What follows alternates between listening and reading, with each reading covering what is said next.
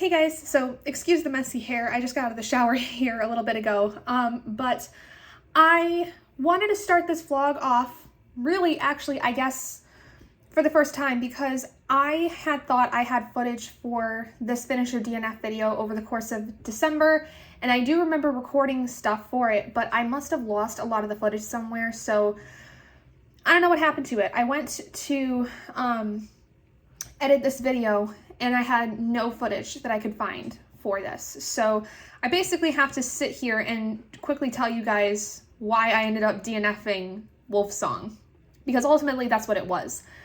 I got through the first 10% of this book and I really couldn't tell you much of what was going on, because the only thing I did know was that the main character, who is this older teenage boy, after some time, like when we get to the actual, I think, plot of the story, starts off where he's about 13 years old and his dad just decides to walk out on him and his mother. And so because of that, mom's having to do a lot of jobs to get money to come in, and because technically the kid can't work, who goes by the name of Ox, I guess his name is Oxnard, which that is a very unfortunate name for a child. But anyway, Ox ends up basically working under the table for the mechanic shop that his dad used to work for, because he really enjoyed doing a lot of the mechanic stuff that his dad did. And so he takes up a job with his dad's old company, and that way he can at least make some extra money for him and his mom.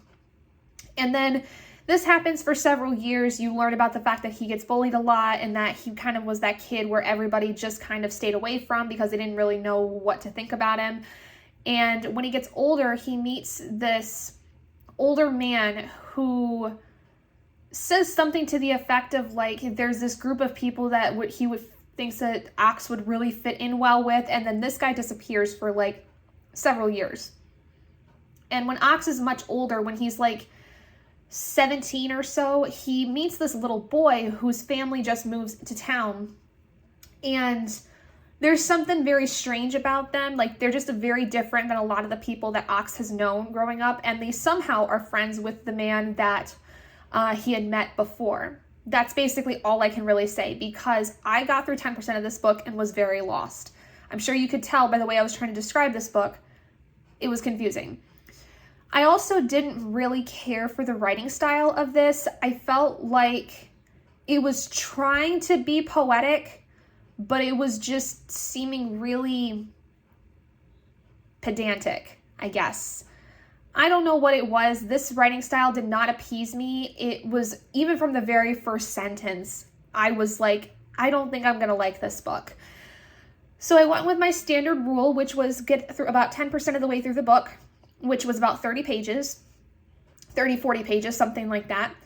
And from there, I can make this decision of whether or not I feel like I can continue with this. And I got to that 10%, and I was so lost, and I did not care. I did not connect with Ox at all. I did not feel even remotely like normally a character like him I would feel really bad for because of his situation. I felt nothing toward him.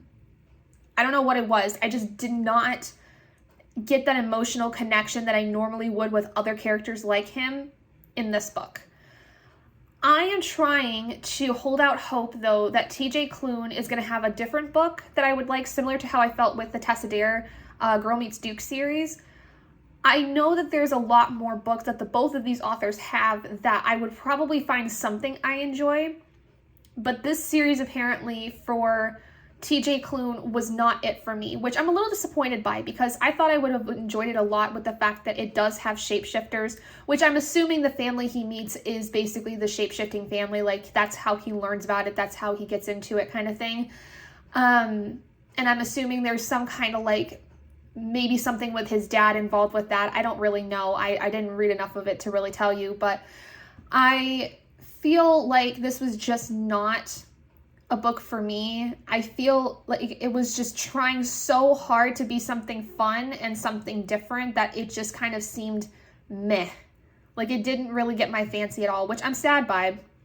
But That, like I said, does not mean I will not try TJ Klune's other work, because it is entirely possible that his other works are better, like Under the Whispering Door or The House in the Cerulean Sea, or anything else he's written. I have heard that there are some really good gems out there for TJ Klune. I just kind of have to find them in the sift of everything else that there is. And I think that's the same case with Tessa Dare, because I did like Tessa Dare for a minute, and then it was kind of more of the same, so I just kind of got bored of it. But yeah, so that's really all I have to say, unfortunately, about Wolfsong and TJ Klune. I just did not enjoy this as much as I wanted to, and I ended up DNFing it, and then ultimately DNFing the series. Now, this is the second one in a row that I've had this happen with.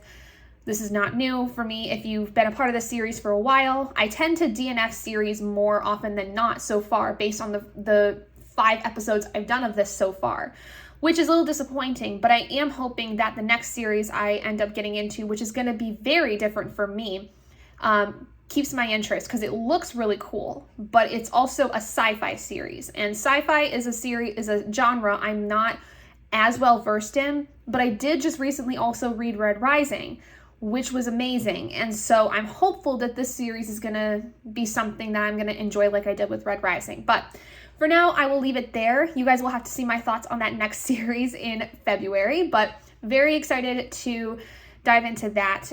Just really sad that I didn't end up liking Wolfsong as much as I wanted to, but it is what it is. They can't all be winners. Not everybody can have the hold on my heart like Diane Freeman does. So anyway, thank you so much for joining me in this video. If you guys did enjoy it, please do give it a big thumbs up. And if you haven't already and you'd like to be and would like to see more content like this, go ahead and hit that button down below and subscribe to become an owlet in our flock. And I will see all of you guys in my next video. Bye, guys.